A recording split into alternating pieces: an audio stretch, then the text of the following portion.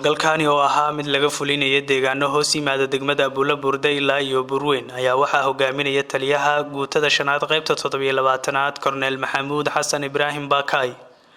waxaana qayb ka ahaa taliyaha guutada afraad Korneel Sanay Cabdulle Nuur taliyaha ciidamada Hiil Walaal Kumaanda Maxamuud Cumar Faarax howlgalka ayaa intii uu socday ciidamada xoogga dalka kuwa AMISOM iyo ururka argagixisada Al-Shabaab oo dhinaca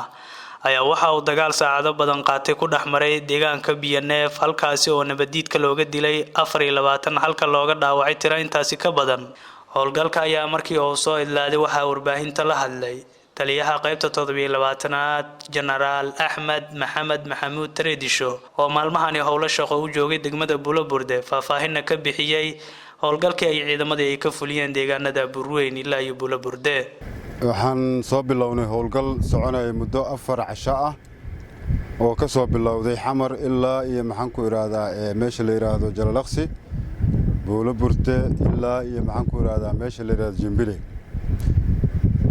howlgalkaas waxaa maxaan ku iraadaa ku midoobay ciidanka qaybta 27aad ciidanka dhulka xoogga dalka Soomaaliyeed iyo ciidamada AMISOM runtii howl wanaagsan ah meeshaas ka dhacday cadawguna dhibaato badan la gaarsiiyay cadawguna ma ahanba mid hadda meelaha maxaan ku iraadaa hadda awood badan leh wuxuu meelaha la warwareegaa miinooyin marba meel la cararaa alxamdulillah howlgalkii wuxuu u dhacay sidii aan loogu talagalay sidoo kale cadawga waxa ku gaaray khasaaro weyn dagaalkii ka dhacay maxaan ku iraadaa soona Burweyn ilaa iyo maxaan ku iraadaa BNF waxa halkaas looga dilay cadawga waxa uga dhimatay 24 iyadoo khasaaro weyn oo kale uu soo gaaray